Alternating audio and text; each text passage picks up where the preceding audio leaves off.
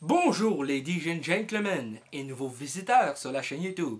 Ici Mr Flamingo et bienvenue pour cette vidéo critique de Agence de renseignement. Le film Agence de renseignement met en vedette Kevin Hart et Dwayne The Rock Johnson dans le rôle de deux anciens du secondaire, des anciens de l'année 96 pour être plus précis. Et pour vous parler un peu du film, Dwayne Johnson, il joue quelqu'un qui, si vous n'avez pas vu la bande-annonce, on le voyait au début en tant que gros qui chantait sous la douche. Pour ça, ils ont dû utiliser, j'imagine, une doublure obèse sur laquelle ils ont superposé la face de Johnson. Enfin bref, il se fait malmener par des personnes et il se fait lancer tout nu dans le gymnase où il s'est rempli d'élèves de finissants, eux aussi de l'année 96.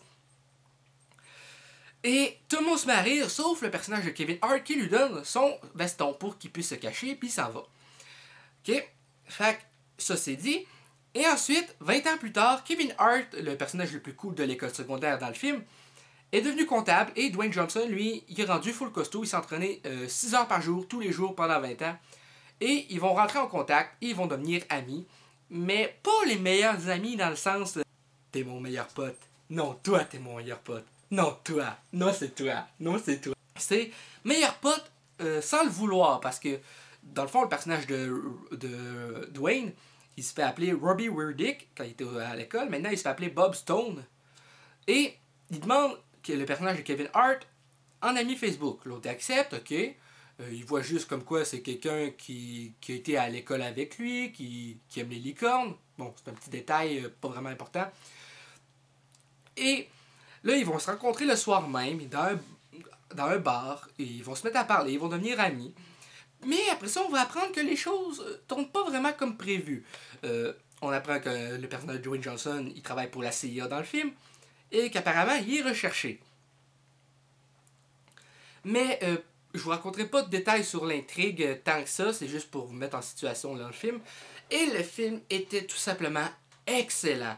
Il était hilarant, vraiment très comique. Le personnage de Dwayne Johnson, il est simple d'esprit. Il est heureux de vivre, il est heureux d'avoir enfin un ami, parce que tout comme moi, Dwayne Johnson dans le film, il n'a pas eu beaucoup d'amis à l'école secondaire. Donc, ils vont avoir des ennuis avec la CIA, et ça par-dessus la tête. Sérieusement, ça regorge d'action, d'humour, et vraiment l'action, c'est de l'état pur. Vraiment excellent. Non seulement le personnage de Dwayne Johnson, il est drôle et simple d'esprit, mais en plus de ça, le personnage de Kevin Hart, on voit vraiment que il est dans la merde contre son gré, là. Malgré lui, il est dans la merde. Tout ça, juste à cause qu'il a accepté une invitation Facebook de quelqu'un, tu sais. Et on se dit, peut-être que s'il l'avait pas accepté, il n'y aurait pas eu de film, dans le fond. C'était juste tellement bien. L'humour, l'action, les personnages secondaires, les caméos, parce qu'il y a des caméos là-dedans. Jason Bateman, il fait le gars qui a décidé de lancer Dwayne Johnson en dehors dans le fond, dans le gymnase. Je sais pas si c'est lui qui jouait aussi jeune, parce qu'il y a Dwayne et Kevin Hart qui jouaient les personnages jeunes également. Elle qui fait la blonde de Kevin Hart aussi. Mais je pense que c'était un autre acteur qui jouait jeune, le personnage de Jason Bateman. Puis là, il faisait le personnage adulte. Toujours un hostie de baveux dans le film. Pas l'acteur, je parle de bien son personnage. Il y a un caméo aussi de Melissa McCarthy. Il y a des caméos que tu t'attends pas. Il y a même Aaron Paul dans le film. Je vous dirai pas c'est quoi le rôle de Melissa McCarthy, ni le rôle d'Aaron Paul. Ça, vous découvrirez par vous-même. Donc, c'est un peu ça. Le film, comme je l'ai dit, c'était tout simplement excellent. La bande son du film, très bonne également. Ça met beaucoup d'ambiance. L'action est bien chorégraphiée. Les scènes sont très bien amenées. J'ai pas trouvé vraiment de faux raccords dans le film. Alors, il faudrait que je le regarde une deuxième fois pour ça. Mais j'irai pas le voir une deuxième fois au cinéma. Je vais attendre qu'il sorte en DVD. Mais j'ai trouvé que tous les détails étaient très bien amenés. Que c'était vraiment plein d'humour, tout simplement, et d'action.